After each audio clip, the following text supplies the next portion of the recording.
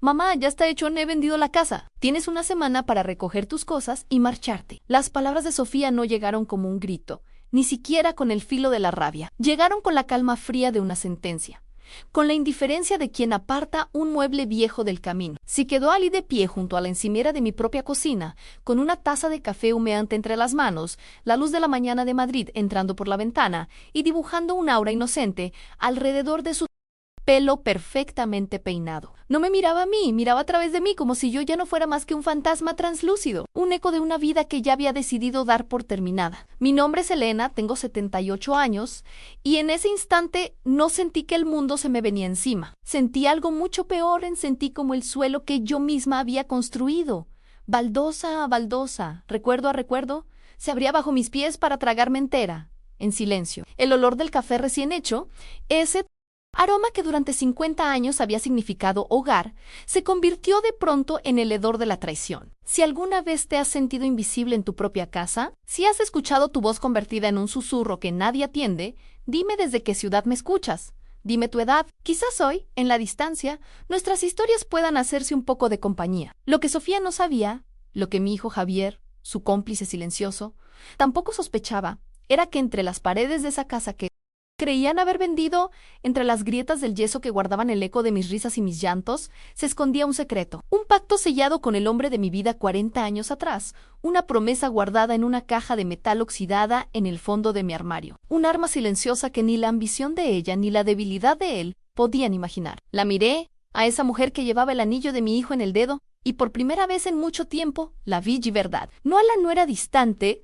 ni a la madre de mi futuro nieto. Vi a una extraña que había calculado cada uno de sus movimientos con la precisión de un general de guerra, y yo era la última pieza que debía ser barrida del tablero para asegurar su victoria. Su victoria era mi casa, mi vida, los cimientos que mi Mateo y yo habíamos levantado con las manos agrietadas y el corazón lleno de sueños. Mi Javier, mi niño, el que se dormía abrazado a mi cuello después de las pesadillas, el que me prometió que nunca me dejaría sola después de que su padre se fuera al cielo.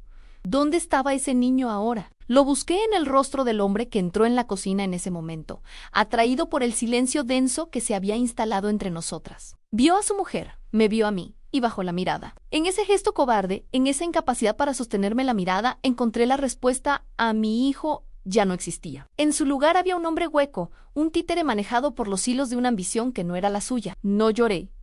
A las lágrimas quedaron congeladas en algún lugar de mi pecho, junto al aire que no me atrevía a soltar. Solo asentí, un movimiento casi imperceptible de la cabeza. El cuerpo a veces es más sabio que el corazón, y el mío sabía que cualquier muestra de dolor sería interpretada como una debilidad, una rendición, y yo, Elena, viuda de Mateo, madre de Javier, no pensaba rendirme. No hacía no en silencio. Pasé el resto del día como una autómata. Ellos entraban y salían, hablaban en susurros por teléfono, supongo que con la inmobiliaria, con los compradores, celebrando su conquista.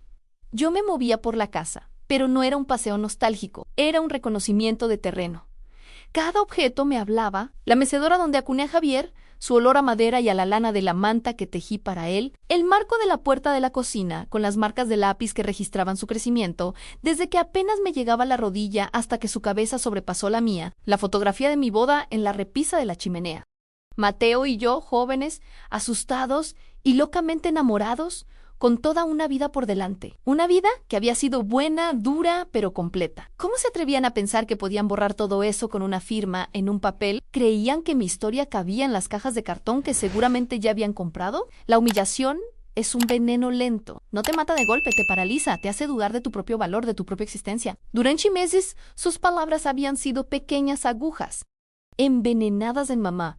Esta casa es muy grande para ti sola. Mamá, a tu edad, es peligroso vivir sin nadie cerca. Mamá, el baño necesita una reforma. Es anticuado, anticuadan como yo. Un objeto que ya no sirve, que desentona con la decoración moderna de sus vidas perfectas. Sofía con sus comentarios sobre el polvo en los muebles o el olor a cerrado que, según ella, impregnaba las habitaciones. Javier con su falsa preocupación, su tono condescendiente como si hablara con una niña y no con La mujer que le enseñó a atarse los zapatos y a leer el mundo, todo había sido un asedio, una guerra de desgaste para minar mi voluntad, para hacerme creer que la decisión de echarme era, en realidad, un acto de amor y protección. Y casi lo consiguen. Casi llego a creerme que yo era el problema, que mi presencia era una carga, que mi amor por mi hogar era un capricho senil. Pero la brutalidad de aquella mañana, la frase desnuda y cruel de Sofía, había roto el hechizo. Ya no había dudas, solo la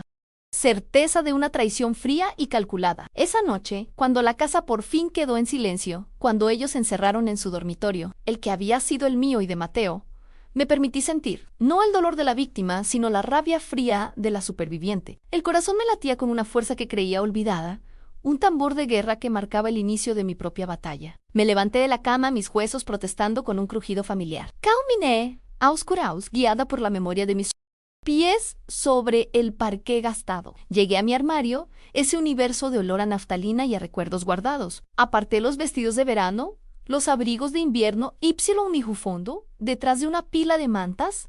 La encontré en la caja de metal. No era grande, pero pesaba. Pesaba por el metal, sí, pero sobre todo por los secretos que contenía. La llevé a la salita, la habitación más pequeña de la casa, mi refugio. No encendí la luz principal, solo la lamparita de lectura que Mateo me regaló en nuestro 20º aniversario. La llave, pequeña y oxidada, seguía en el mismo bolsillo de mi viejo bolso de piel, donde la había guardado hacía 40 años. Girarla en la cerradura fue como girar la llave del tiempo. Dentro, el olor a papel viejo y a historia, un fajo de documentos, amarillentos por los años, atados con una cinta de tela roja, y debajo, una vieja agenda de teléfonos de las de antes, con las páginas de cartón y las letras del abecedario en el lateral. Mis manos no temblaban.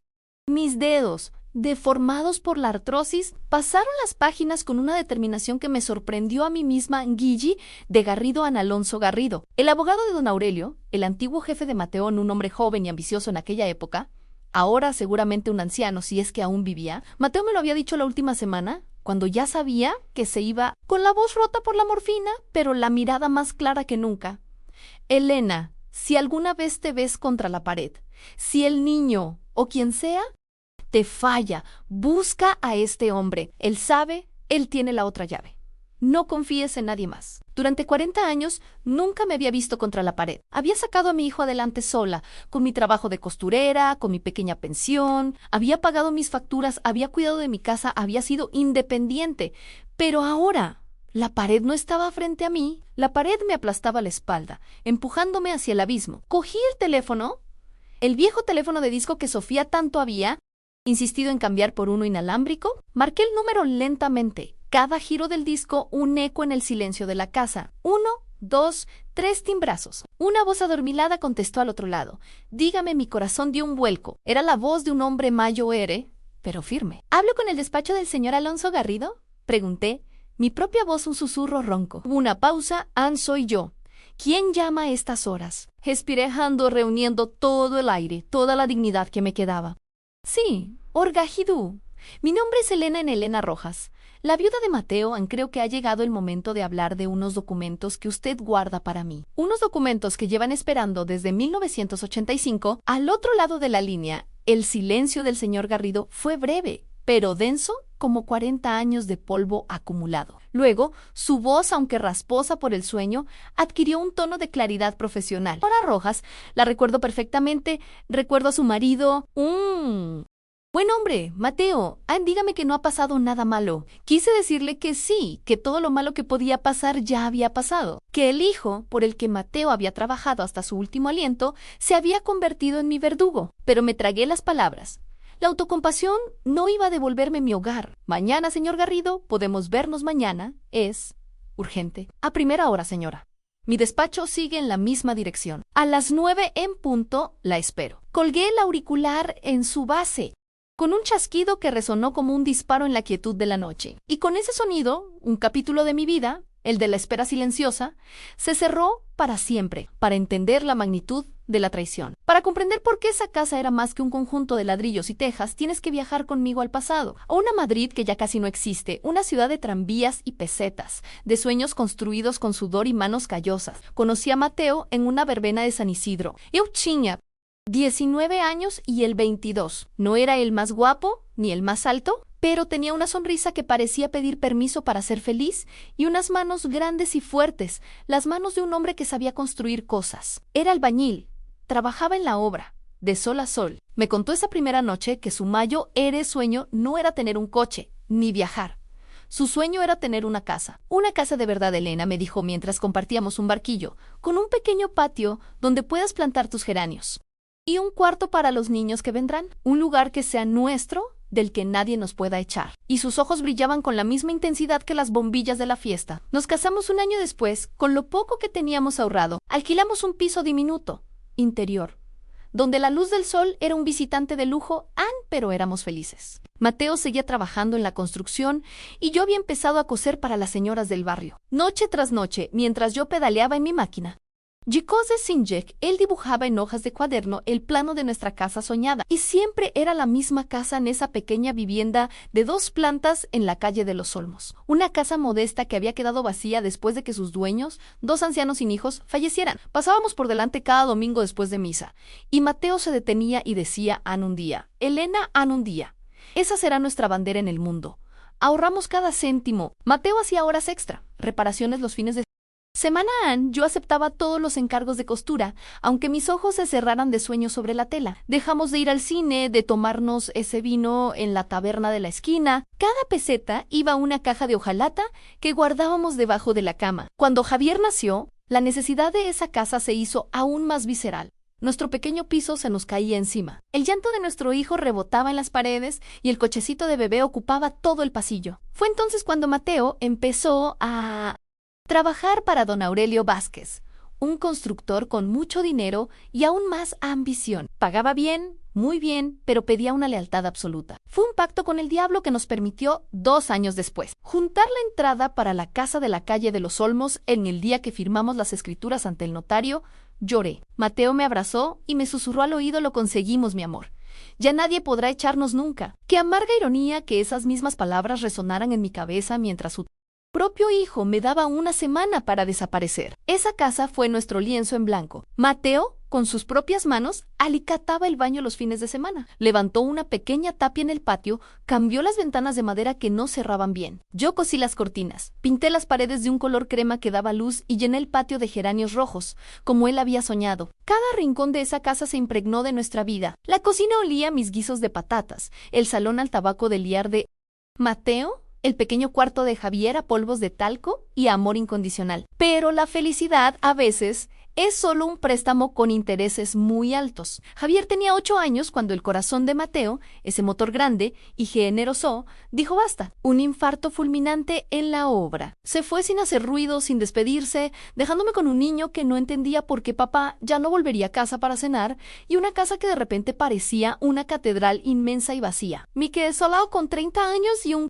hijo que me miraba con los ojos de su padre. Tuve miedo, un miedo helado que se me metía en los huesos por las noches. Miedo a no poder pagar la hipoteca, a no saber criar a un hombrecito yo sola, a que la tristeza nos devorara. Pero cada vez que miraba a Javier, cada vez que sus bracitos me rodeaban el cuello, sabía que no podía derrumbarme. Por él, por la memoria de Mateo, a mi máquina de coser se convirtió en mi ancla y mi salvación. Cosía día y noche. Arreglos, vestidos de primera comunión, trajes para las fiestas del barrio. Las vecinas me pasaban encargos. Elena cose de maravilla y es muy formal, se decían unas a otras. Y así, peseta a peseta, surcido a surcido, fui pagando las letras de la casa y los estudios de mi hijo. La casa se convirtió en nuestro universo. En el patio, Javier aprendió a dar patadas a un balón, rompiendo más de un geranio en el proceso. En la mesa de la cocina hacíamos los deberes juntos, yo repasando las tablas de multiplicar mientras remendaba un pantalón en el salón.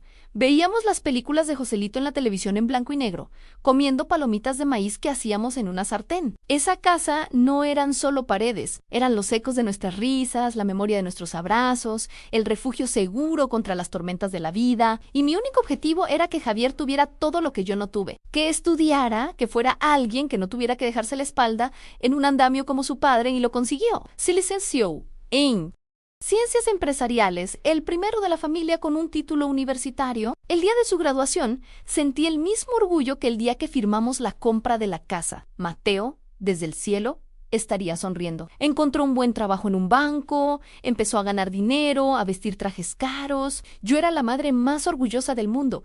Me visitaba cada domingo, comíamos juntos, me contaba sus logros, sus planes. Y yo le escuchaba sintiendo que todo el sacrificio había merecido la pena. Entonces llegó Sofía, la conoció en el banco, era una compañera de trabajo. La primera vez que Javier la trajo a casa, me esforcé por quererla. Era guapa, elegante, olía a un perfume caro que impregnó el salón durante horas. Pero había algo en su mirada, una forma de evaluar mi casa, mis muebles, a mí misma, que me provocó un escalofrío. Era una mirada que no veía un hogar, veía una propiedad. Una mirada que no veía a una madre, veía un obstáculo. Hizo un comentario sobre el sofá. Javier, este sofá es un poco antiguo, ¿no? Cuando nos casemos, tendremos que comprar uno más moderno. Lo dijo con una sonrisa, como si fuera una broma inocente.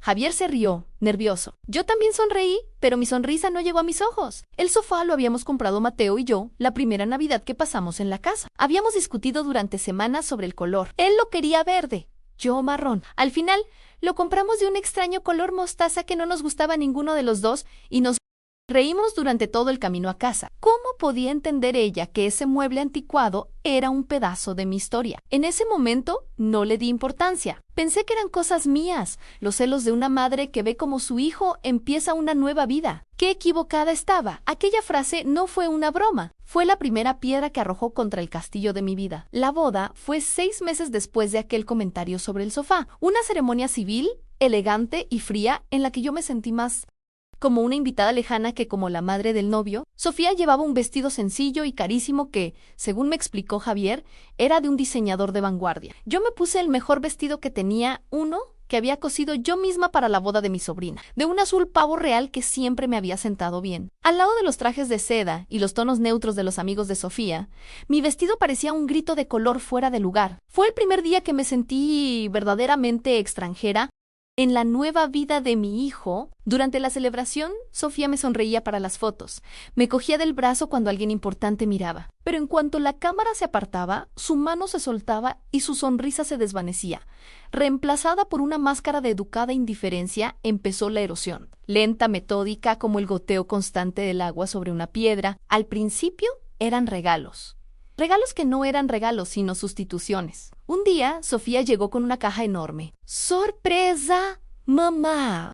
Elena nunca me llamaba mamá a secas. Siempre era mamá Elena, como si necesitara un adjetivo para diferenciarme de su propia madre. Dentro de la caja, una cafetera de cápsulas, brillante y negra, con más botones que el panel de un avión. Para que no tengas que estar con esa cafetera vieja que tarda una vida, dijo con su sonrisa perfectamente ensayada. Mi cafetera vieja era una italiana de aluminio, abollada por el uso, que Mateo y yo compramos en nuestro primer viaje a la playa. O café.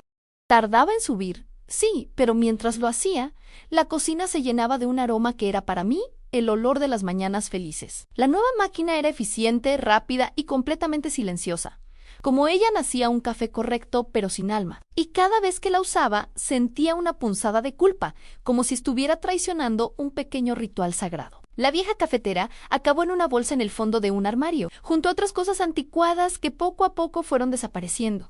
Después de los regalos, llegaron las sugerencias. Las visitas de los domingos para comer juntos empezaron a espaciarse. Antes era una cita sagrada. Yo preparaba cocido madrileño, el plato favorito de Javier, y pasábamos la tarde charlando. Pero ahora siempre había una excusa: un compromiso de trabajo de Sofía, un viaje de fin de semana con amigos, una comida con sus padres. Cuando por fin venían, ya no estábamos solos. Sofía solía invitar a otra pareja, o a su hermana, convirtiendo mi salón en un territorio neutral donde yo era una simple espectadora. Las conversaciones giraban en torno a fondos de inversión, a las vacaciones en Tailandia, a marcas de ropa que yo no conocía. Yo me quedaba callada, removiendo el café en mi taza, sintiendo cómo las paredes de mi propia casa se encogían a mi alrededor. Javier, al principio, intentaba incluirme. «Mamá, cuéntales aquella vez que nos quedamos atrapados por la nieve en la sierra». Pero Sofía siempre encontraba la manera de desviarla. Un versazo. Ay, cariño, no aburras a la gente con esas batallitas del año de la polca. Oye, os he contado lo del nuevo proyecto del Banco En, y Javier se callaba. Veía en sus ojos una fracción de segundo de vergüenza y lealtad y vigidao. Pero la fracción de segundo pasaba y él volvía a mirar a su mujer. asintiendo, sonriendo, dejándome a mí y a mis batallitas en la orilla del silencio. ¿Alguna vez has defendido a alguien en voz alta, mientras una vocecita dentro de ti te suplicaba que no lo hicieras? ¿Alguna vez has dudado de lo que sentías, solo porque la verdad era demasiado dolorosa para admitirla? Cuéntamelo en los comentarios. A veces, ponerle palabras es el primer paso para empezar a ver con claridad. Mi vecina Carmen, viuda como yo y amiga desde que nos mudamos al barrio, fue la primera en ponerle voz a mis miedos. Vino una tarde a tomar café, de la cafetera nueva, por supuesto. ¡Qué moderno todo!, Elena dijo, con un deje de ironía. Se sentó en la silla de siempre, junto a la ventana que daba al patio, y me miró fijamente. Te veo apagada, hija, y a tu Javier se le ve poco el pelo por aquí últimamente. Sentí la necesidad irrefrenable de defenderle. Anda, mujer, no digas eso. Es que está muy ocupado. El trabajo, su casa nueva, Sofía... Es normal, es su vida. Carmen sorbió su café y negó con la cabeza. Una cosa es tener tu vida y otra olvidarte de quien te la dio. Y esa mujer suya, no sé, tiene una mirada que no me gusta. Parece que está tasando los muebles cada... ¿Ves que viene, Carmen? ¡Por Dios! ¿Qué cosas dices? Sofía es una buena chica, se preocupa por mí. Siempre me dice que tenga cuidado con las escaleras, que la casa es muy grande. ¡Claro!, me interrumpió Carmen, dejando la taza en el plato con un golpe seco. Te dice que tengas cuidado para que acabes teniendo miedo. Te dice que la casa es grande para que acabes sintiéndote sola en ella. Ten cuidado, Elena, aunque el lobo que viene disfrazado de cordero es el más peligroso de todos. Mi enfadé con... Ella le dije que veía fantasmas donde no los había, que estaba celosa porque mis hijos aún me visitaban. Discutimos por primera vez en 30 años de amistad. Cuando se fue, me sentí fatal, pero una parte de mí seguía aferrándose a la idea de que Carmen estaba equivocada, porque si ella tenía razón, entonces mi hijo, mi Javier, me estaba fallando. Y ese dolor era demasiado grande para contemplarlo. Las dudas, sin embargo, se habían instalado en mi cabeza como polillas en un armario. Comencé a observar, a escuchar de otra manera. Me di cuenta de que las preocupaciones de Sofía siempre implicaban un coste para mí y un beneficio para ellos. Mamá Elena, hemos pensado que el cuarto de invitados, ese que usas para coser, estaría mucho mejor como un despacho para Javier. Así, cuando venga a trabajar desde casa, tiene un espacio adecuado a mi cuarto de costura. Mi santuario, el lugar donde mi vieja Singer había tejido el futuro de mi hijo. El lugar donde aún guardaba los retales de tela de los vestidos de mi madre y el olor a tiza de sastre. Pero hija, ¿dónde voy a poner yo la máquina y todas mis cosas? Bueno, ya le buscaremos un rincón en el trastero. Total, cada vez coses menos, ¿no? No era una pregunta, era una afirmación. Una forma de decirme que mis pasiones, mis habilidades, mi historia ya estaban caducando. Y Javier, a su lado, asentía. Sí, mamá, es una buena idea. Así estaré más cómodo. Tu comodidad a cambio de mi refugio.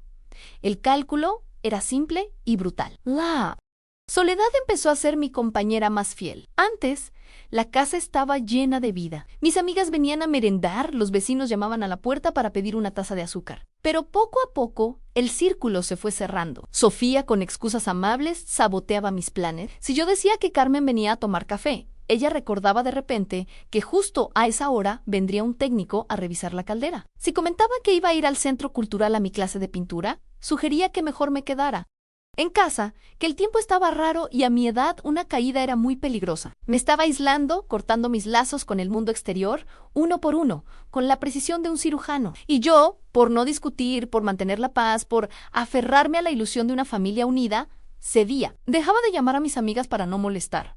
Dejé la clase de pintura. La casa, antes mi reino, se estaba convirtiendo en mi jaula dorada. Y lo peor es que yo misma estaba ayudando a construir los barrotes.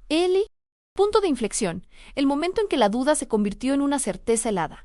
Llegó una tarde de otoño. Volvía de hacer la compra, cargada con 2 bolsas que pesaban como piedras. Al entrar en el salón, me quedé paralizada. Sofía estaba subida a una escalera, descolgando la pequeña colección de platos de cerámica que mi padre, que era viajante, me había traído de sus viajes por España. Cada plato, con sus dibujos naef de la Giralda, del acueducto de Segovia, del Pilar de Zaragoza, era un recuerdo de mi infancia, un tesoro personal que no tenía valor monetario, pero sí todo el valor sentimental del mundo. Sofía, ¿qué haces?, pregunté, con la voz tan tensa que apenas salió. Ella se giró, sin bajar de la escalera, y me sonrió con esa superioridad que tanto me hería. Ay, Elena, por fin llegas. Estoy haciendo un poco de limpieza visual. Esta pared estaba muy sobrecargada con tanto plato. Voy a poner un cuadro abstracto que he comprado, mucho más minimalista. Le dará un aire más. moderno, al salón, si quedó allí mirándome desde lo alto, esperando mi aprobación, o quizás, disfrutando de mi estupefacción, miré la caja de cartón que había en el suelo, donde mis platos, mis recuerdos, mi infancia, yacían apilados unos encima de otros, envueltos bruscamente en papel de periódico, como si fueran trastos listos para ser desechados. En ese momento, la voz de mi amiga Carmen resonó en mi cabeza: ten cuidado, Elena. Y supe, con una claridad que me partió el alma, que el lobo ya no estaba disfrazado, estaba en mi salón, subido a una escalera, desmantelando mi vida con una sonrisa en los labios. La guerra fría que se había instalado en mi hogar después del incidente de los platos se descongeló para dar paso a una ocupación hostil en toda regla. La sonrisa de Sofía ya no intentaba ocultar el desdén. Ahora lo exhibía como un trofeo. Se movía por mi casa con la autoridad de una conquistadora. Y yo, en mi propio reino, había sido degradada a la categoría de sirvienta, o peor, aún de fantasma molesto. La sutileza fue la primera víctima. Un lunes por la mañana, bajé a la cocina y el olor a lejía era tan fuerte que me picaban los ojos. Sofía estaba de pie, con guantes de goma amarillos, frotando la encimera de mármol con una furia que no se correspondía con la pequeña mancha de café que yo había dejado el día anterior. «Buenos días, Elena», dijo, sin mirarme. «He pensado que esta cocina necesitaba una limpieza a fondo. Con los años, la grasa se acumula en sitios que no... Sí, ven. La acusación implícita era tan clara como el olor a químico en el aire.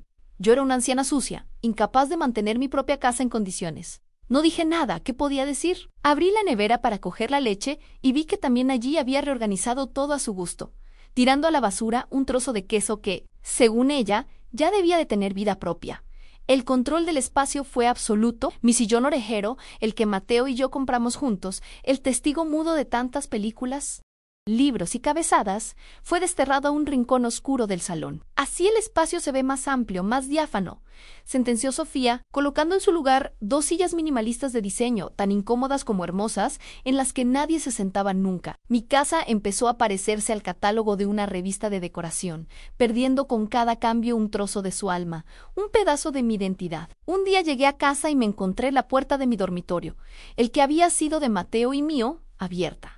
De par impar. Dentro, Sofía y Javier discutían sobre colores con un muestrario de pintura en la mano. «Este gris perla le daría mucha luz», decía ella. «Sí, y con el cabecero nuevo que vimos, quedaría genial», respondía él. Entré en la habitación, con el corazón martilleándome en el pecho.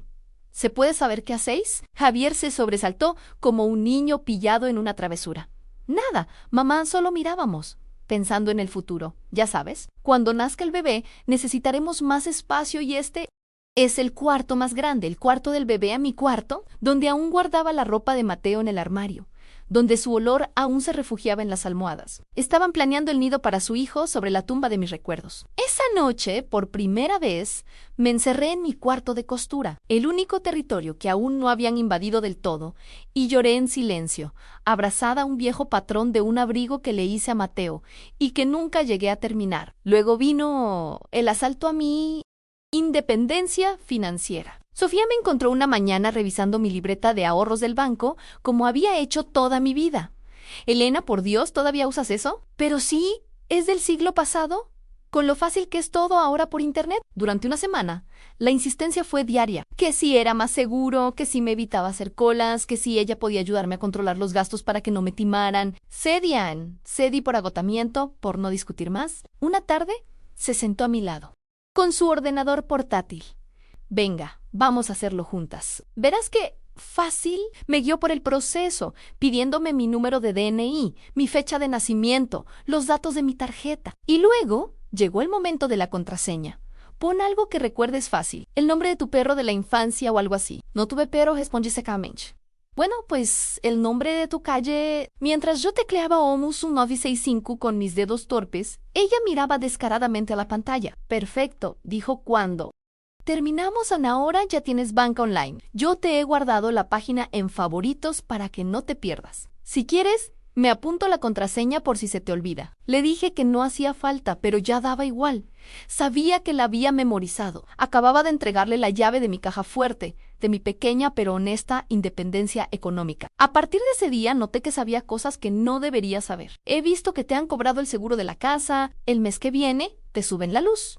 Deberíamos mirar otra compañía». Me vigilaba. Controlaba cada euro que gastaba, cada recibo que pagaba. Ya no era solo una intrusa en mi espacio físico, sino también en mi vida privada. La vigilancia se extendió a mis relaciones. Si hablaba por teléfono con Carmen, Sofía aparecía en el salón con cualquier excusa, regando las plantas, quitando un polvo imaginario, quedándose el tiempo suficiente para que mi conversación se volviera forzada y superficial. Javier me llamaba por las noches, y sus preguntas ya no eran sobre mi salud, sino sobre mis actividades. ¿Saliste hoy, mamá? ¿Con quién? ¿Estuviste con Carmen? ¿Qué te cuenta? Sentía que me interrogaban, que debía rendir cuentas de cada uno de mis movimientos. Me estaban cercando, construyendo un muro invisible a mi alrededor para que ninguna voz del exterior pudiera recordarme que yo tenía derechos, que tenía una vida propia. El día más humillante fue un sábado. Yo estaba en bata, tomándome un café tranquilamente en la cocina. Cuando oí la llave en la cerradura, era Javier, pero no venía solo. Entró en la cocina acompañado de un hombre de traje y corbata, con un portafolios en la mano. A mamá, buenos días, perdona que no haya avisado. Te presento a Fernando, es agente inmobiliario, un amigo. El tal Fernando me saludó con una sonrisa profesional que no ocultaba su mirada calculadora. Se paseó por mi cocina, por mi salón, abriendo armarios, golpeando suavemente las paredes, mientras yo permanecía allí, en mi batauji, andar por casal, sintiéndome como un objeto más de la decoración, una antigüedad que venía incluida con la propiedad. La casa tiene muchas posibilidades, le oí decir a Javier en voz baja. Buena ubicación, habría que hacer reforma, pero se le puede sacar mucho partido. Se estaban repartiendo mi piel antes de haberme matado. Intenté resistir cuando se fueron, encaré a Javier. ¿Cómo te atreves a traer a un extraño a mi casa sin avisar? A hablar de venderla delante de mis narices. No fue de disculpa, sino de irritación. Mamá, por favor, no te pongas así. Solo estábamos mirando opciones y por tu bien. Esta casa se te está haciendo grande, los gastos son enormes. Con el dinero de la venta, podrías vivir en una residencia de lujo, sin preocupaciones. Yo no quiero vivir en una residencia, grité, con una fuerza que no sabía que tenía. Esta es mi casa, la casa de tu padre. Papá murió hace 40 años, mamá, respondió él. Y su voz era fría como el mármol. Tienes que ser realista. Sofía y yo solo queremos lo mejor para ti. Lo mejor para Mian, lo mejor para ellos. La frase era intercambiable. Cada intento de rebelión por mi parte era sofocado con un muro de falsa lógica y chantaje emocional. Me acusaban de ser terca, egoísta, de no pensar en el futuro, de no apreciar su preocupación. Era una batalla psicológica que me estaba dejando sin fuerzas, sin argumentos, sin aliento. El golpe de gracia llegó una semana después. Decidieron organizar una cena en casa para celebrar el ascenso de Javier en el banco. No me preguntaron ni informaron. Mamá, el sábado vienen a cenar el director del banco y su mujer. Ponchi Guapao, por favor. Y no te preocupes por nada, Sofía y yo nos encargamos de todo. ¿Se encargaron? Sí. Compraron comida carísima que yo nunca habría comprado, vinos con nombres franceses, y me relegaron al papel de ayudante de cocina. Durante la cena me sentaron en una esquina de la mesa. La conversación fluía a mi alrededor, llena de cifras, de nombres, de anécdotas de un mundo al que yo no pertenecía. En un momento, la mujer del director, una señora muy elegante, se giró hacia mí, quizás por pura educación. ¿Y usted, Elena? ¿A qué se dedicaba? Antes de que pudiera abrir la boca, Javier contestó por mí con una risa condescendiente. Mi madre era costurera, una artista, ¿verdad, mamá? Ahora ya está jubilada, claro. Le gusta contar sus historias de antes, aunque a veces las mezcla un poco ya sabes, la edad. Y un guío. Un ojo, un gesto de complicidad con los demás invitados, un gesto que me apuñaló en público, me borró en una sola frase, redujo mi vida entera, mi trabajo, mi dignidad, a las divagaciones de una anciana senil. A nadie se dio cuenta. Todos rieron amablemente. Pero yo, en ese instante, sentí un frío que ninguna calefacción podría quitar. Estaba sentada a la cabeza de mi propia mesa, en la casa que había construido con el amor de mi vida, y era completamente invisible. Ya no solo querían mis paredes, querían robarme mi historia, mi voz, mi identidad. Y fue entonces, en medio de sus risas y el tintineo de sus copas, cuando supe que la guerra no estaba perdida. Acababa de empezar. Aquella cena fue el funeral de la mujer que yo era, la Elena que aún albergaba una chispa de esperanza. La que excusaba la crueldad de su nuera y la debilidad de su hijo, murió esa noche, sentada en la cabecera de su propia mesa. Murió en silencio, sin que nadie se diera cuenta, mientras los demás reían y brindaban por un futuro del que yo ya no formaba parte. Los días que siguieron a esa humillación pública tuvieron una cualidad extraña, casi surrealista. La atmósfera en la casa cambió. Javier y Sofía, envalentonados por su éxito social, por haber presentado su versión de la familia perfecta ante el jefe de él, dejaron caer las últimas máscaras de la cordialidad. Ya no había sonrisas forzadas ni falsas preocupaciones. Había una impaciencia apenas disimulada, una tensión que se podía cortar con un cuchillo. Se movían por la casa como si ya fueran los únicos dueños, hablando de sus planes en voz alta, ignorando mi presencia con una naturalidad que era, si cabe, más dolorosa que sus anteriores manipulaciones. Yo, por mi parte, me convertí en una sombra, una observadora silenciosa. Me refugié en una coraza de hielo que yo misma había forjado. El dolor no había desaparecido, al contrario, era una brasa incandescente en mi pecho, pero había aprendido a transformarlo en combustible. Energía para lo que sabía que tenía que hacer. La noche de la revelación, la noche en que todas las piezas del rompecabezas encajaron para mostrar la monstruosa imagen completa, empezó con un insomnio pertinaz. Daba vueltas en la cama, el eco de la risa de Javier al llamarme senil rebotando en mi cráneo como una pelota de goma. La casa estaba en un silencio profundo, pero no era un silencio pacífico. Era el silencio expectante que precede a las tormentas o a los terremotos. Cansada de luchar contra mis propios fantasmas, me levanté. Necesitaba un vaso de leche caliente, el viejo remedio de mi madre para las noches en vela. Bajé las escaleras a oscuras, con el sigilo que me habían impuesto en mi propio hogar, como si fuera una ladrona. La luz de la luna entraba a raudales por el gran ventanal del salón, bañando los muebles en una luz fantasmal y proyectando sombras alargadas y grotescas. Mi sillón, arrinconado, parecía un animal herido. El cuadro abstracto de Sofía en la pared era un agujero negro que se tragaba la luz. La casa ya no se sentía mía. Era un escenario ajeno donde yo estaba a punto de presenciar el último acto de una tragedia. Al acercarme a la cocina, oí sus voces.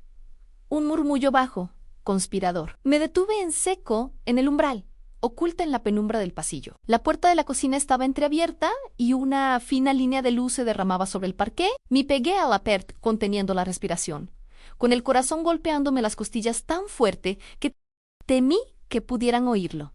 Eran ellos, Anne Javier y Sofía, hablando con la franqueza que solo da la noche y la creencia de que nadie escucha. La primera en hablar fue ella, y su voz era un látigo de impaciencia. Javier, no podemos seguir así. Tienes que decírselo de una vez. El comprador me ha llamado hoy otra vez. Tiene el dinero listo y quiere firmar la semana que viene. Si nos echamos atrás ahora, perdemos la señal que nos dio Anne, la señal. Así que ya había dinero de por medio. Ya habían aceptado una señal por la venta de mi casa. La náusea subió por mi garganta. La voz de Javier sonó débil, un hilo de culpabilidad en la oscuridad. Ya lo sé, Sofía, ya lo sé, pero es que no encuentro el momento. Cada vez que la miro me da lástima. Se va a quedar sola. ¿Y si no se adapta a la residencia? Sentí una punzada diminuta, casi imperceptible, de algo que podría haber sido compasión por él en un eco del amor que una vez le tuve. Pero la respuesta de Sofía lo aniquiló todo. Fue brutal, precisa y definitiva. Anne soltó una risa seca, sin una pizca de humor. Lástima, lástima de qué, Javier. De que por fin, a sus casi 80 años, alguien se ocupe de ella como es debido en un sitio profesional. O lástima de que nosotros podamos por fin tener nuestra propia casa, un chalet con jardín para nuestro hijo, en lugar de vivir apretados en el piso. Por favor, tu madre ya ha vivido su vida, una vida larga y cómoda en esta casa que se le cae encima. Ahora nos toca a nosotros. Esto no es un drama. Sí es un negocio familiar. Vendemos hasta el casal que está valorada en una fortuna. Pagamos la entrada del chalet en Las Rosas. Y con lo que sobra, aseguramos la mejor suite en la residencia Autos de Opinar. Para ella, durante al menos 5 años. Para que esté atendida y no pueda decir que la hemos abandonado, es el plan perfecto. El chalet en Las Rosas es la residencia Altos del Pinar. Tenían nombres, tenían lugares, tenía un plan. Mi vida entera reducida a una transacción inmobiliaria, a una partida en un libro de contabilidad. Pero la estocada final, la que me atravesó el alma y la congeló para siempre, fue la siguiente frase de Javier. Después de un largo silencio, él suspiró y dijo: supongo que tienes razón. Es lo más lógico al fin y al cabo. Legalmente, yo soy el único heredero. La casa, cuando ella falte, será mía de todas formas. Esto es solo adelantar los acontecimientos, el único heredero. Adelantar los acontecimientos a mi hijo, a mi Javier. El INEN Había cunado en mis brazos, estaba calculando el valor de mi casa sobre mi tumba aún sin cavar, estaba justificando su traición con la lógica fría de una herencia que ya sentía suya. No esperaban a que yo muriera. Me estaban enterrando en vida. No sé cómo volví a mi habitación. No sentí mis pies sobre el suelo de madera. Floté en una nube de irrealidad y de una certeza tan absoluta que era casi tranquilizadora. Ya no había dolor. El dolor necesita de la duda, de la esperanza, para existir. Ya no quedaba ni una cosa ni la otra. Solo había un desierto de hielo y, en medio de ese desierto, una torre de resolución. Me senté en el borde de mi cama, en la oscuridad total. Ya no necesitaba la luz. Lo veía todo con una claridad meridiana. Veía sus rostros, sus sonrisas falsas, sus gestos calculados. Veía el chalet en las rosas, la suite en la residencia de lujo pagada con los ladrillos de mi vida. Veía la avaricia, la debilidad, la traición, y me vi a mí misma no como una víctima, no, como una pobre anciana a la que iban a despojar de todo a Elena Rojas, la viuda de Mateo, a la mujer que había sobrevivido a la muerte de su marido, que había criado un hijo sola, que había luchado cada día de su vida con uñas y dientes. Y vi, en el fondo del armario de mi memoria, la caja de metal, el arma que Mateo me había dejado, el secreto que había guardado durante 40 años, no por miedo, sino porque nunca hasta ahora me había enfrentado a un enemigo tan íntimo y tan despiadado. El plan de ellos era perfecto. Como había dicho Sofía, pero tenía un fallo. Un pequeño detalle que habían pasado por alto. Unos papeles amarillentos atados con una cinta roja. Unos papeles que decían que Javier no era el único heredero. Unos papeles que decían que la casa de la calle de los Olmos, la que planeaban vender para construir su futuro de ensueño, era solo la punta de Waizibeji, la calderilla de una fortuna que ni en sus sueños más salvajes podían imaginar. Y que esa fortuna, toda ella, era mía, absoluta e incondicionalmente mía. Cogí el teléfono que tenía en la mesita de noche, el que Javier me había regalado hacía unos meses para tenerla localizada. Mis dedos ya no temblaban. Marcaron el número del señor Garrido con una precisión mecánica. Eran más de las 2 de la madrugada, pero eso ya no importaba. La guerra tiene sus propios horarios, contestó al segundo tono, su voz una mezcla de sueño y alarma. Dígame, Elena. Sí, señor Garrido, soy yo, dije. Y mi voz era la de otra mujer, una mujer que había muerto y resucitado en la misma noche. Una mujer de hielo y acero. Escúcheme con atención. La reunión de mañana en su despacho queda cancelada. Hubo una pausó. Pude imaginar su ceño fruncido al otro lado de la línea. Quiero que venga usted a mi casa, a las 10 de la mañana en punto. Ni un minuto antes, ni un minuto después. Y traiga consigo todos los documentos, la caja que le di a guardar, la otra todo. Es hora de que mi familia y yo tengamos una conversación y quiero que usted esté presente para levantar acta. Después de colgar el teléfono, una calma extraña, una paz gélida y absoluta se apoderó de mí. El agotamiento y la angustia de los últimos meses se disiparon como la niebla al amanecer, dejando en su lugar una claridad de propósito tan afilada como un trozo de cristal. No intenté volver a la cama. El sueño era un lujo para una mujer en paz, y yo, en ese momento, era una mujer en guerra. Pasé el resto de la noche en mi pequeño cuarto de costura, mi último bastión. Encendí la lámpara de flexo y, sobre la mesa de trabajo, extendí con cuidado los documentos de la caja de metal. Eran las escrituras originales de la Mansión de la Moraleja, un barrio de Madrid cuyo nombre yo solo había oído en las noticias, asociado a futbolistas y a millonarios. Estaban a nombre de Mateo Rojas, mi marido, y junto a ellas su testamento redactado y firmado ante notario 2 semanas antes de su muerte, donde me nombraba a mí, Elena Rojas, su única y universal heredera. No había más. Ni hijos, ni sobrinos, ni fundaciones. Solo yo, durante 40 años, había pensado en esos papeles como un seguro de vida, una red de seguridad por si alguna vez caía en la miseria. Nunca imaginé que su verdadero propósito no sería protegerme de la pobreza, sino de la riqueza moral de mi propio hijo. A las 8 de la mañana, como un reloj, sonó el teléfono. Era el señor Garrido. Su voz, ahora completamente despierta, era una mezcla de profesionalismo y genuina preocupación. Doña Elena, he estado revisando mis archivos, lo tengo todo. Pero, si me permite el atrevimiento, ¿está usted completamente segura de querer proceder de esta manera? A veces, en caliente, se toman decisiones de las que uno puede arrepentirse. Su preocupación era un bálsamo, la primera muestra de decencia humana que había recibido en mucho tiempo. Sí, Orgajidu, respondí, y mi voz sonaba firme, sin un atisbo de duda. El único arrepentimiento que tengo es no haber hecho esto antes. ¿Le espero a las 10? Entendido, dijo él, Anne, estaré allí. Y no se preocupe por nada. La ley está de su parte y yo también. Colgué, y por primera vez en mucho tiempo, una leve sonrisa se dibujó en mi rostro. La ley y un aliado no era más de lo que había tenido el día anterior. Me preparé para la batalla como una actriz se prepara para salir a escena. Me di una ducha larga y caliente, dejando que el agua se llevara los últimos vestigios de la vieja Helena, la mujer, asustada y complaciente. Luego abrí mi armario y elegí mi armadura. No un vestido triste y oscuro, sino el que me había puesto para la graduación de Javier. Un traje de chaqueta de un color azul cobalto, elegante y sobrio. Un traje que gritaba dignidad, no mismo. Me peiné con esmero, me puse una gota del perfume que usaba en ocasiones especiales y me miré al espejo. La mujer que me devolvía la mirada tenía mis arrugas, mi pelo blanco, mis ojos cansados, pero había algo nuevo en ellos, Anuna. Chispa de acero. Una determinación inquebrantable. Ya no era una anciana esperando el final. Era una matriarca a punto de reclamar su trono. Bajé a la cocina a las 9 en punto. La escena era de una normalidad casi grotesca. Sofía estaba haciendo tostadas, moviéndose con esa eficiencia irritante que la caracterizaba. Javier leía las noticias económicas en su tableta, sorbiendo un café de la máquina moderna que había desterrado a la mía. Levantó la vista cuando entré. ¡Hombre! ¡Mamá! ¿Qué elegante te has puesto hoy!, dijo con una sonrisa distraída, antes de volver a su pantalla. Sofía me miró de arriba abajo, con una mezcla de sorpresa y recelo. ¿Sales a algún sitio, Elena? No, respondí con calma, sirviéndome una taza de té. Tengo una visita. Su curiosidad se despertó. ¿Una visita? ¿Quién? Ya lo veréis, dije, y me senté a la mesa con ellos. El desayuno transcurrió en una atmósfera de tensión palpable. Al menos para mí, ellos, en su burbuja de arrogancia, no notaban.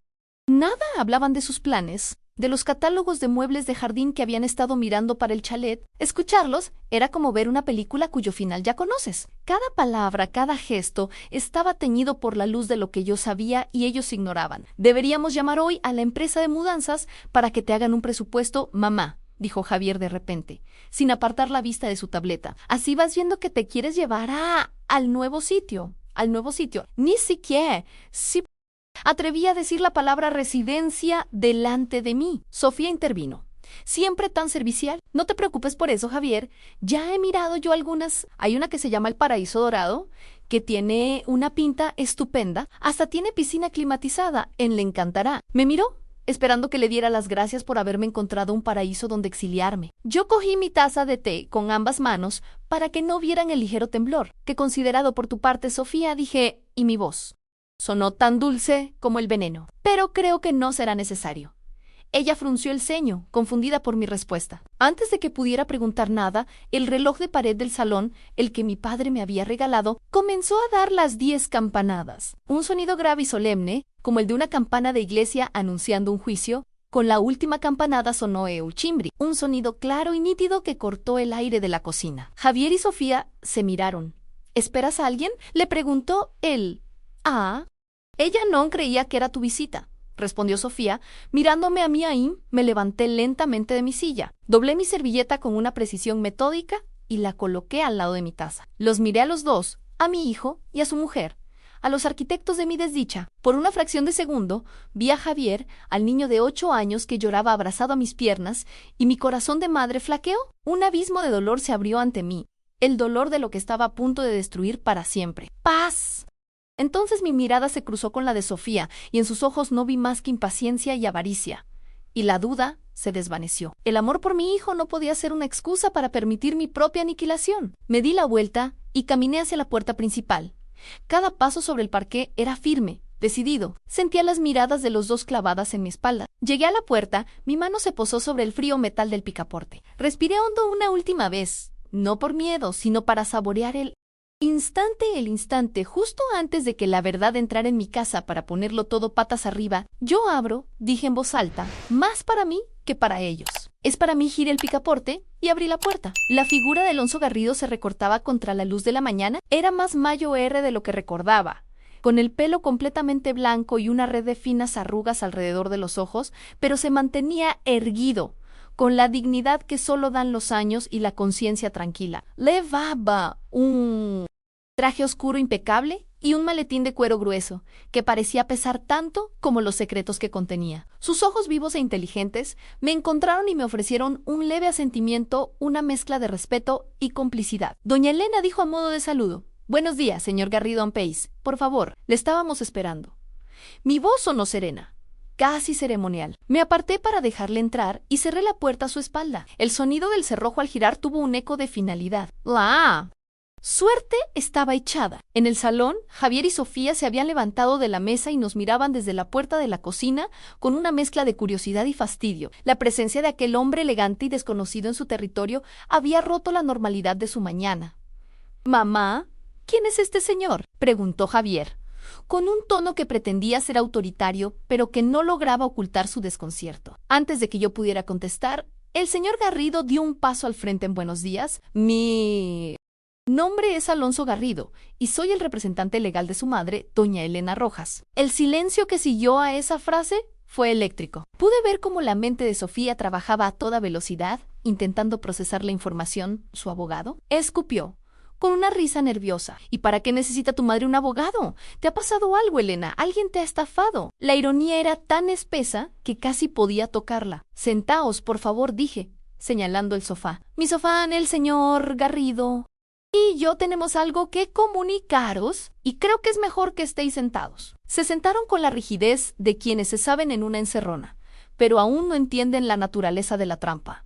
Yo permanecí de pie, una decisión consciente. Hoy, en mi casa, la autoridad era yo. Le indiqué al señor Garrido que tomara asiento en mi sillón orejero, mi trono desterrado. Fue un pequeño gesto, pero lleno de significado. Él lo entendió y se sentó, colocando su pesado maletín en el suelo, a sus pies. «Bien», comenzó el abogado, y su voz llenó la sala, tranquila, pero con un peso inconfundible. «He sido convocado por mi clienta, doña Elena, para aclarar ciertos malentendidos con respecto a esta propiedad y otros asuntos de su interés». Javier se inclinó hacia adelante, impaciente. «Mire, señor Garrido, no sé quién es usted ni qué quiere, pero nosotros somos la familia. Cualquier asunto de mi madre lo tratamos nosotros. De hecho, estábamos ayudándola con la venta de la casa. Así que, si no le importa». «Me temo que sí que importa», le interrumpió el abogado con una calma glacial, «porque, para empezar, esta casa no está en venta». Sofía soltó una carcajada. «¿Cómo que no está en venta? Si ya tenemos un comprador, hay una señal entregada. Cualquier transacción realizada sin el consentimiento explícito y firmado de la única propietaria legal, doña Elena Rojas, es nula de pleno derecho. Y les aconsejaría que devolvieran esa señal cuanto antes, si no quieren enfrentarse a una denuncia por estafa».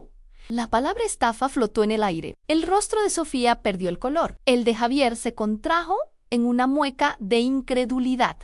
«Pero, si yo soy el heredero, la casa será mía». «Es ese segundo malentendido que debemos aclarar», continuó el señor Garrido, impertérrito. Abrió su maletín con un par de chasquidos metálicos que resonaron en el silencio. De él extrajo una carpeta de cartón grueso y la depositó sobre la mesita de centro. «Verán, la herencia de su padre, don Mateo Rojas, es algo más compleja de lo que ustedes imaginan». Con la parsimonia de un croupier repartiendo las cartas finales de una partida de póker, el señor Garrido fue sacando documentos y extendiéndolos sobre la mesa. Primero, el testamento de Mateo, luego, unas escrituras antiguas, con el sello del registro de la propiedad, y finalmente, un dossier con fotografías satinadas y un informe de tasación. En 1985 comenzó a relatar: «Su padre, Mateo, recibió una propiedad como pago por un trabajo de absoluta confianza y discreción para su entonces jefe, don Aurelio Vázquez. Una propiedad que, por motivos que no vienen al caso, fue registrada a su nombre de forma completamente legal y legítima. No hablo de esta casa, por supuesto». Hizo una pausa dramática. Javier y Sofía estaban paralizados,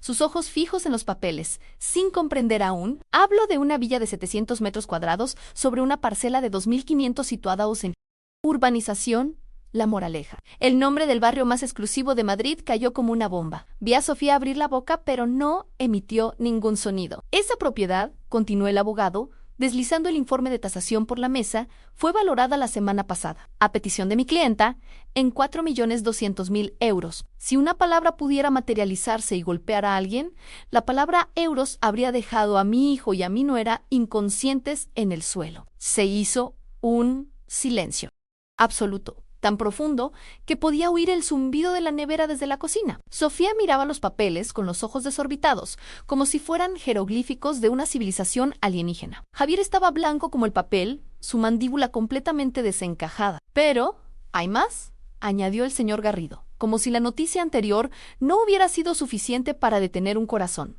Abrió otra carpeta a don Aurelio. En su peculiar generosidad, también dispuso que la propiedad fuera alquilada a una empresa multinacional durante los últimos 20 años. Los alquileres, una suma considerable, se han ido depositando religiosamente en una cuenta bancaria a nombre de la propietaria. Doña Elena cuenta que, con los intereses acumulados, a día de hoy contiene la nada despreciable cantidad de 874.000 euros. Dejó el extracto bancario encima de la pila. El número, con todos sus ceros, parecía mirarlos, burlándose de ellos. Fue entonces cuando hablé yo. Mi voz, tranquila y clara, cortó el silencio. Así que, como veis, dije, mirándolos fijamente, uno después del otro, no necesito vender mi casa para pagarme una suite en el paraíso dorado. El rostro de Sofía se descompuso. La incredulidad dio paso a una comprensión horrorizada, y esta, a su vez, a la más pura y desnuda desesperación. Vi cómo sus sueños de un chalet en Las Rosas se hacían añicos ante sus ojos. Javier me miraba a mí, no a los papeles. Me miraba como si nunca me hubiera visto antes, como si yo fuera una completa extraña que de repente había revelado un poder inimaginable. «Mamá», balbuceó. ¿Por qué no? ¿Por qué no os lo dije antes?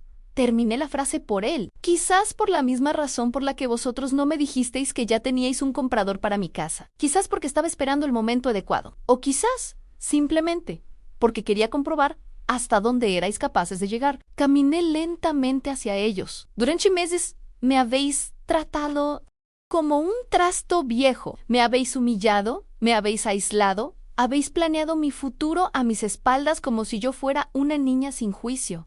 Me habéis llamado senil. Habéis decidido que mi vida ya estaba vivida y que era hora de liquidar mis bienes para construir la vuestra. Todo eso cuando pensabais que yo no tenía nada, cuando creíais que esta modesta casa era todo mi patrimonio.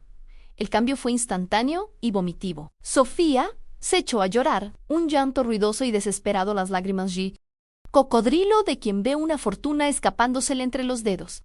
Se arrojó de rodillas al suelo. «Elena, perdóname. Por favor, perdóname. No sabíamos nada. Yo te quiero. Te juro que te quiero. Han sido los nervios del embarazo, las hormonas». Javier, por su parte, se levantó y vino hacia mí, intentando abrazarme. «Mamá, mamá, perdóname el dinero que temían haber perdido. NAME. Lo siento tanto. Soy un monstruo. Nunca quise hacerte daño. Solo pensaba en tu bien, en que estuvieras cuidada». Los aparté de mí, a ella con la mirada, a él con un gesto firme de mi mano. Su arrepentimiento repentino, su ahumó súbito, olía a dinero, a pánico, a la más abyecta de las codicias.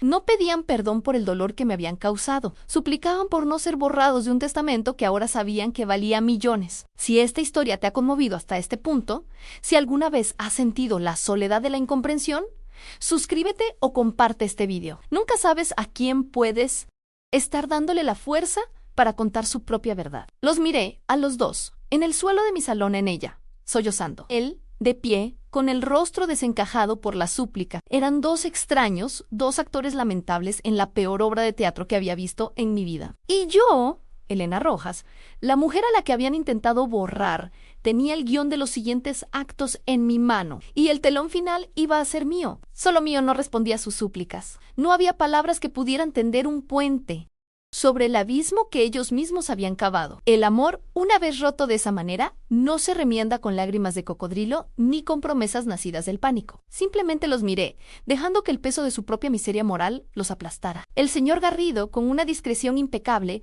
comenzó a recoger los documentos de la mesa, metiéndolos de nuevo en su maletín. Su trabajo aquí, el de revelar la verdad, había terminado. El mío, el de ejecutar la sentencia, acababa de empezar. «Marchaos», dije. Mi voz fue un susurro, pero resonó en el salón con la fuerza de una orden irrevocable. Sofía levantó la cabeza del suelo, con el maquillaje corrido y los ojos inyectados en sangre. «¿Qué han dicho? Que os marchéis. Recoged vuestras cosas. Las que habéis traído a esta casa y marchaos a hoy». Javier se quedó paralizado. «Pero mamá, ¿a dónde vamos a ir?» «Francamente, hijo», respondí, mirándole con una frialdad que nunca pensé que sentiría por él. «Ese ya no es mi problema. Durante meses habéis planeado mi futuro sin consultarme. Ahora, os devuelvo el favor. Me di la vuelta y me dirigí a mi cuarto de costura, mi refugio, mi verdadero hogar dentro de esa casa profanada. Oí al señor Garrido acompañarlos hasta la puerta, sus pasos firmes y los de ellos arrastrados como los de dos condenados. Oí sus sollozos, sus murmullos desesperados. Y luego el sonido de la puerta cerrándose. Y por fin el silencio. Un silencio limpio, puro, que era mío otra vez. Los días que siguieron fueron una vorágine de actividad, pero una actividad liberadora. El señor Garrido se convirtió en mi mariscal de campo. Siguiendo mis instrucciones precisas, puso a la venta la mansión de La Moraleja. Se vendió en menos de una semana. El dinero, esa cifra astronómica que había provocado la caída moral de mi hijo, fue transferido a una cuenta provisional, pero no por mucho tiempo. Mi plan no era convertirme en una anciana millonaria. Mi plan era darle a ese dinero el único valor real que puede tener la capacidad de reparar, de construir, de dar esperanza. Convoqué una pequeña rueda de prensa en mi propio salón. Invité a 2 periódicos locales y a una cadena de televisión. Cuando llegaron, se encontraron con una escena inesperada. Junto a mí estaban sentados la directora de la Residencia para Mayores Hogar San Vicente, el presidente de la Fundación Cimientos de Esperanza y la directora del Colegio Público de mi barrio, frente a las cámaras, con mi traje azul cobalto y una serenidad que nacía de la certeza de estar haciendo lo correcto. Conté mi historia, no con rencor, sino con la tristeza de una lección aprendida. Y luego anuncié mi decisión. La totalidad de la fortuna, hasta el último céntimo, sería donada. 1/3 para el hogar San Vicente, para que ningún otro anciano tuviera que sentir el miedo al abandono y para que pudieran renovar sus instalaciones. 1/3 para la Fundación Cimientos de Esperanza, para que familias trabajadoras como Lua Vía Humus, Sido, Mateo y yo pudieran tener un techo digno bajo el que ver crecer a sus hijos. Y el último tercio para crear una beca de estudios en el colegio de mi barrio, una beca que llevaría el nombre de mi marido. Beca Mateo Rojas, para que los niños con talento pero sin recursos pudieran llegar a ser lo que mi propio hijo tuvo la oportunidad de ser y que malgastó. El titular del día siguiente en el periódico principal de la ciudad fue: Anciana dona 5 millones de euros tras ser desahuciada por su propia familia. La dignidad no tiene precio. Mi venganza no fue la pobreza de mi hijo, sino la riqueza de mi alma. 6 meses después de aquel día, te hablo desde un lugar muy diferente. Te hablo desde el jardín del hogar San Vicente. Vendí la casa de la calle de los Olmos, era necesario. Demasiados fantasmas, demasiados recuerdos manchados. Con una pequeña parte de ese dinero, me pagué una habitación aquí, una habitación preciosa, soleada, que da a este jardín lleno de rosales y de risas.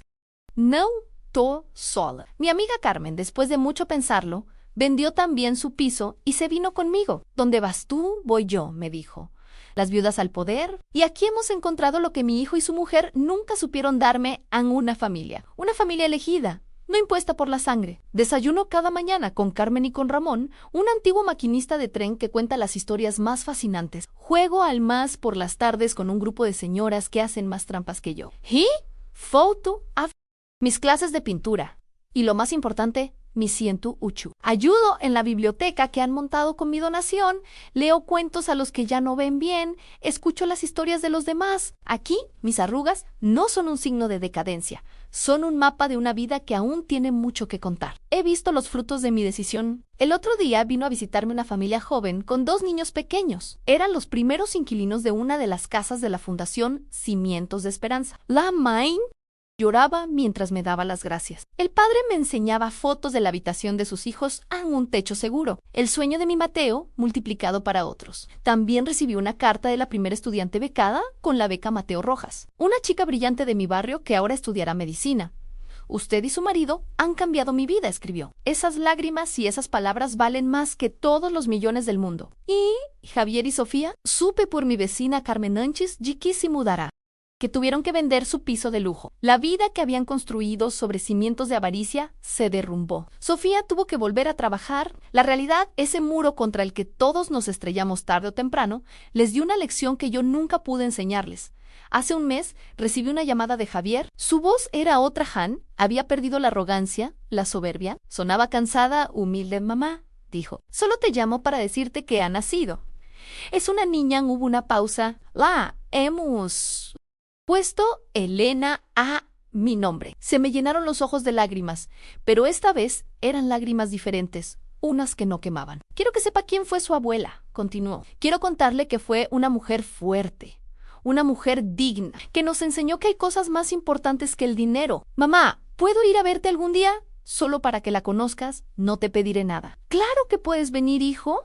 Le respondí, cuando quieras. Quizás el perdón completo sea un camino demasiado largo. Quizás algunas heridas nunca cicatrizan del todo, pero he aprendido que el rencor es un veneno que solo daña a quien lo guarda. Y mi corazón, ahora, está demasiado ocupado siendo feliz como para guardar veneno. Mi vida ahora es sencilla y plena. Está llena de pequeñas alegrías, el olor de la tierra mojada después de regar, el calor del sol en la cara, una conversación con un amigo, la sonrisa de un niño. He descubierto que la felicidad no es tenerlo todo, sino no necesitar nada más de lo que tienes. Descubierto que a los 78 años se puede empezar de nuevo, que la vejez no es el final del camino, sino una nueva etapa, con una luz diferente, más suave, pero igual de hermosa a no estás sola. Tu valor no lo define cómo te tratan, sino cómo te levantas. Da un pequeño paso por tu dignidad hoy, el resto del camino se anda contigo. Esta historia es inspirada en miles de historias reales. Si quieres compartir la tuya, de forma anónima si lo prefieres, escríbeme a la dirección que aparece en la descripción. Aquí siempre habrá alguien dispuesto a escuchar.